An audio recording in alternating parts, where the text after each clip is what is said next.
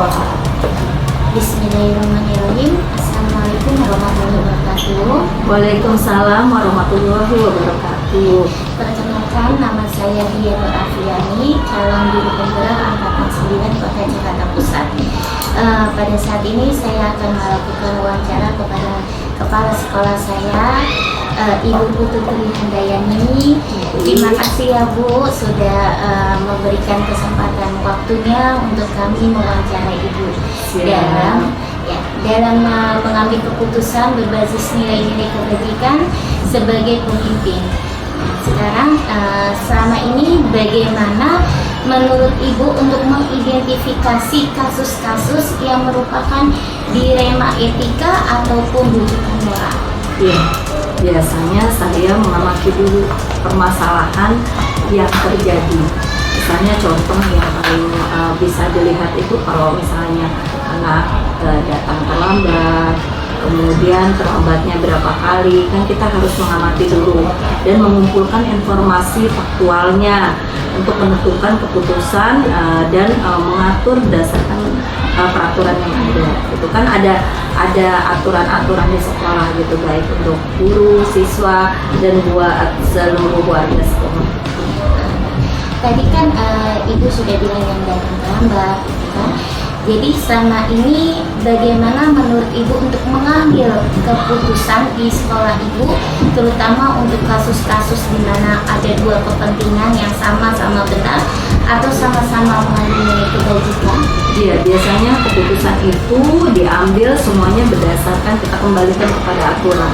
Nah, misalnya datang terlambat sekali, itu masih kita ada durasinya masih toleransi 10 menit.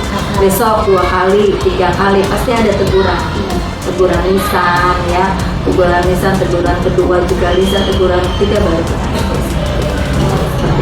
Jadi ada tahapannya, ada poinnya.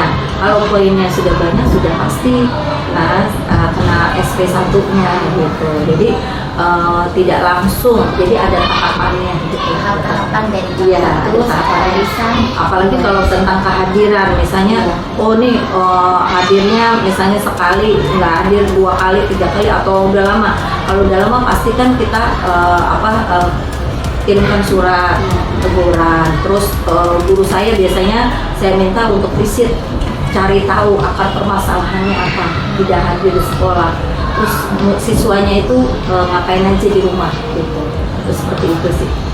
Kemudian Bu, langkah-langkah atau prosedur seperti apa yang biasa Ibu lakukan selama ini? Yang pertama yaitu tadi mengamati, mencari informasi dulu. Kemudian datang ke lapangan atau turun langsung visit guru ya, visit guru, mewawancarai orang tua, karena biasanya anak-anak yang memang dia bermasalah itu berangkat dari rumah, kebanyakannya berangkat dari rumah. Nah, kemudian kita menganalisis dan mengambil keputusannya apa. Dan sesudah kita mengikuti tahapan itu, misalnya sudah visit, sudah wawancara sama orang tuanya. Nah, kebanyakan permasalahan di sini kan anak itu tidak tinggal dengan orang tuanya secara utuh gitu. Apalagi kalau yang memang keluarganya divorce atau bercerai gitu. Jadi banyak kepentingan lain di situ. Kita tetap melibatkan ya orang tua juga. Kemudian misalnya nggak ada orang tuanya ya efeknya yang di situ. Kemudian hal apa saja yang selama ini merupakan tantangan dalam pengambilan keputusan pada kasus-kasus dilema etika? Iya, tantangan yang dihadapi dalam mengambil keputusan apabila kurang bisa diterima mungkin sama orang tua. Itu misalnya saya membuat surat panggilan, saya tanya sebetulnya masalahnya apa. Saya bisa biasanya tanya gitu, kenapa anak ini tidak masuk sekian lama. Ada yang oh iya Bu, nggak tinggal sama saya, anaknya tinggalnya sama bapaknya gitu. Saya sendiri sudah menikah lagi gitu. Jadi yang peduli malah ibunya gitu. Sementara ibunya udah nggak tinggal di situ gitu. Jadi ya kita lihatlah akar masalahnya apa. Kemudian ya berusaha memberikan pengertian kepada orang tua bahwa tugas orang tua, tugas sekolah itu kan menjamin untuk pembelajaran bagi siswanya. Bagaimana caranya kita support siswa kita untuk paling tidak berangkat dulu deh sekolah hadir di sekolah, seperti itu. Terus apakah ibu memiliki sebuah tata cara atau jadwal tertentu dalam sebuah penyelesaian kasus di ruang etika? Apakah ibu langsung menyelesaikan di tempat atau memiliki sebuah jadwal untuk menyelesaikannya? Bentuk atau prosedur seperti apa yang ibu jalankan? Biasanya ada tahapannya yang tadi saya sampaikan itu. Kemudian tergantung dari kasusnya itu berat atau tidak gitu kan. Biasanya tetap dijadwal gitu kan, karena kan kalau di sekolah kita tidak langsung ke guru, ada wakasa bidang kesiswaan, ada wakasa bidang kurikulum, masing-masing di bawahnya ada kombel ya. Kalau dulu itu ketua rumpun, kalau kita kombel, nanti baru ketua kombelnya itu nanti menginventarisir permasalahan di masing-masing rumpunnya. Nanti dari setiap kasus yang ada dijadwalkan untuk misalnya visit, jadi visit untuk mencari akar permasalahan yang sebenarnya. Jadi pendekatannya ke pertama ke murid dulu, kemudian langsung kalau tidak ada respon langsung ke fisik ke orang tua juga. Iya. Kemudian adakah seorang atau faktor-faktor apa yang selama ini mempermudah atau membantu ibu dalam pengambilan keputusan dalam kasus-kasus di rumah etika ini? Iya, saya pasti melibatkan wakasek saya bidang diskusi ya, melalui rapat koordinasi setiap bulannya. Masing-masing ada wakasek, ada guru kelas, ada ketua rumpun, ada guru mata pelajaran, tetap melibatkan guru mata pelajaran, apalagi agama gitu ya, karena kan semuanya harus bersinergi gitu, bekerja sama. Kita punya tanggung jawab moral bahwa ini adalah amanah buat kita. Nah, karena itu kan bukan benda mati. Nah, itulah yang jadi amanah buat kita. Tetap kita harus cari tahu akar permasalahan apa, baru kita ambil keputusan. Jadi dari semua yang telah disampaikan ibu, pembelajaran apa yang dapat ibu petik dari pengalaman ibu mengambil keputusan di dalam etika? Iya, yang pertama pasti ada hikmah di balik peristiwa. Kita banyak belajar untuk selalu bersyukur gitu.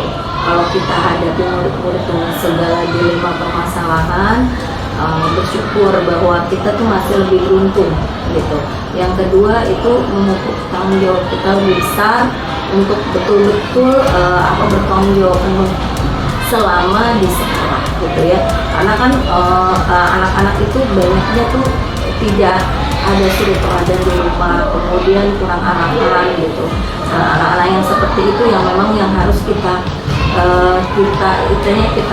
rangkul gitu ya, kita berikan perhatian lebih, karena biasanya anak-anak bermasalah juga berasal dari permasalahan di rumah, ditambah lagi pola asuh yang juga salah gitu. Nah itu kita betul-betul jadi supaya anak itu bisa kembali yang benarnya seperti apa gitu. Jadi ibu lebih titikkan ke 9 cara untuk mengambil keputusan ya Bu ya. Dari yang pertama ya pendekatan. Terima kasih Ibu wawancaranya. Sama-sama. Sebelumnya saya ucapkan terima kasih untuk Ibu Utut karena sudah memberikan waktu untuk wawancara. Saya tutup dengan wassalamualaikum warahmatullahi wabarakatuh. Waalaikumsalam warahmatullahi wabarakatuh.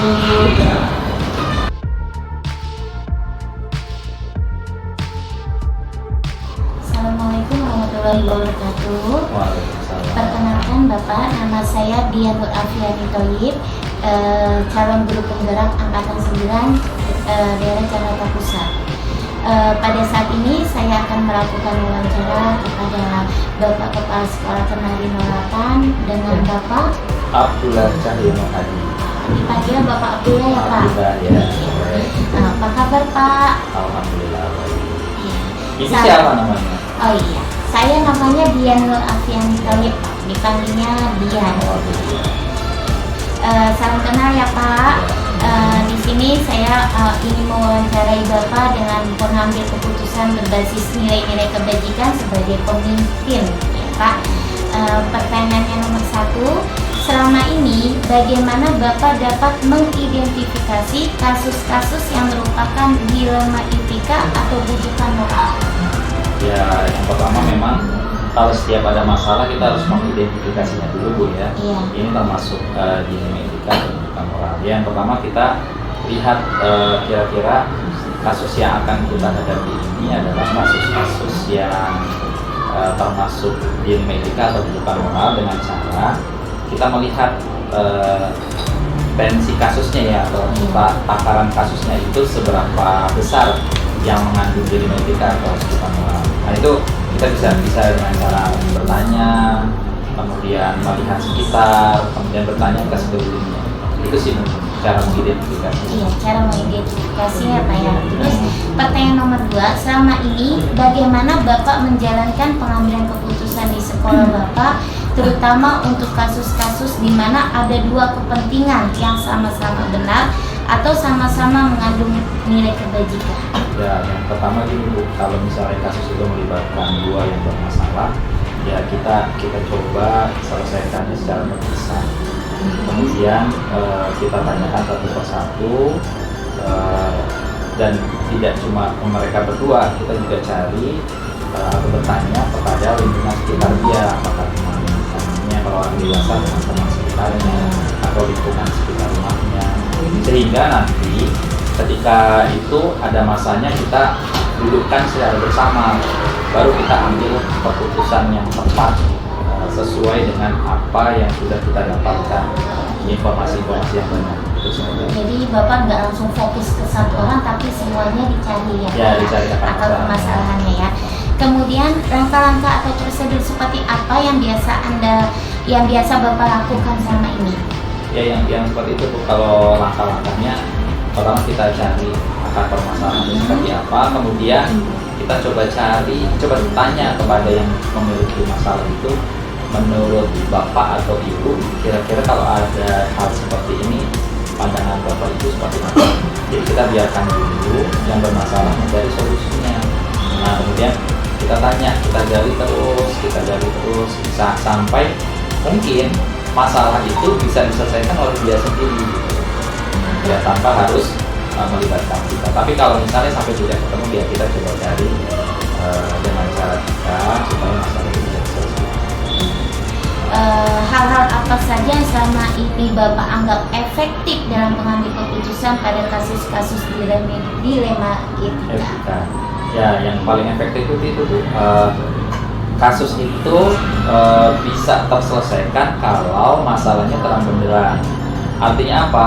Cara mendapatkan kasus terang benderang itu kita menggali informasi sedetail-detailnya dari berbagai macam sumber, sehingga ketika keputusan itu diambil, itu kita akan menghasilkan keputusan yang sangat efektif.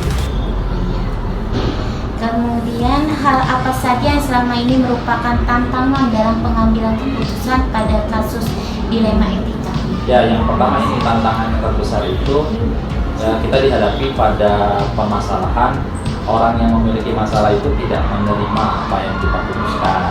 Itu satu. Kemudian yang kedua, bisa jadi tantangan yang terbesar itu adalah tantangan itu, bahwa apa yang kita lakukan itu bisa jadi menurut kita baik, belum tentu menurut dia tidak baik. Itu tantangan ya Pak ya. Kemudian apakah Bapak memiliki sebuah tata cara atau jadwal tertentu dalam sebuah penyelesaian kasus dilema etika? Apakah Bapak langsung menyelesaikan di tempat atau memiliki sebuah jadwal untuk menyelesaikan? Bentuk atau prosedur seperti apa yang Bapak jalankan? Ya, yang pertama kita lihat dulu kasusnya ya Bu ya. Kalau kasusnya kita rasa ringan, hari itu juga, di waktu itu juga, di saat itu juga kita harus selesaikan. Kemudian kalau misal kasusnya terasa berat, misalnya melibatkan banyak pihak dan seterusnya, maka kita buatkan jadwal. Misalnya hari ini kita apa yang target kita yang akan kita dapatkan, kemudian besoknya apa lagi, besoknya apa lagi, sampai ujungnya adalah kasus itu terselesaikan. Itu sih Pak. Jadi setiap masalah, kalau masalahnya lebih kecil bisa langsung diselesaikan. Harus ya, hari Pak? itu juga selesai. Kemudian adakah seseorang atau faktor-faktor apa yang selama ini mempermudah atau membantu Bapak dalam pengambilan keputusan dan kasus-kasus dilema etika? Ya, yang pertama kalau untuk orang ya, saya pasti ketika memutuskan sebuah masalah, saya tidak sendiri. Saya coba tanyakan, kalau sekolah itu kan ada wakil kepala sekolah, ketua bidang guru, siswa, mungkin ada guru-guru yang memang sudah puluhan tahun mengajar di sini, itu saya coba minta diskusi ya terhadap kasus yang sedang saya hadapi. Nah biasanya dengan demikian keputusan yang saya ambil itu adalah keputusan yang benar tepat gitu. Sehingga kalau betul apalagi saya di sini kepala sekolahnya memang belum lama, sehingga saya butuh sekali orang-orang yang mengetahui situasi dan budaya yang ada di sini, gaya pergaulan orang tuanya, siswanya, guru-gurunya, sehingga itu saya butuhkan ya teman sejawat atau sharing buat terhadap kasus-kasus yang ada di sekolah. Dari semua hal yang telah disampaikan, pembelajaran apa yang dapat Bapak petik dari pengalaman Bapak mengambil keputusan dilema etika? Ya, yang pertama kalau kita punya ada masalah terkait dengan itu harus segera diselesaikan. Kemudian Nggak usah yang kedua, ditunda-tunda ya, Pak, ya. ditunda. Kemudian yang kedua, untuk mencari solusi yang terbaik itu harus dari berbagai macam sumber. Ya, kemudian kebijakan yang kita ambil itu pelajaran itu harus sama-sama menguntungkan kedua belah pihak. Artinya kita harus bijaksana dan bijaksini gitu. Sehingga keputusan yang kita ambil itu adalah keputusan yang baik. Itu aja paling. Iya Bapak, terima kasih Ya, untuk sharing hari ini. sama-sama, Bu Dia. Alhamdulillah, semoga dari jawaban-jawaban Bapak bisa jadi acuan saya nanti ke depannya. Ya, terima kasih Bapak. Terima kasih untuk wawancara hari ini dengan Bapak Abdullah. Saya tutup dengan wassalamualaikum warahmatullahi wabarakatuh. Waalaikumsalam.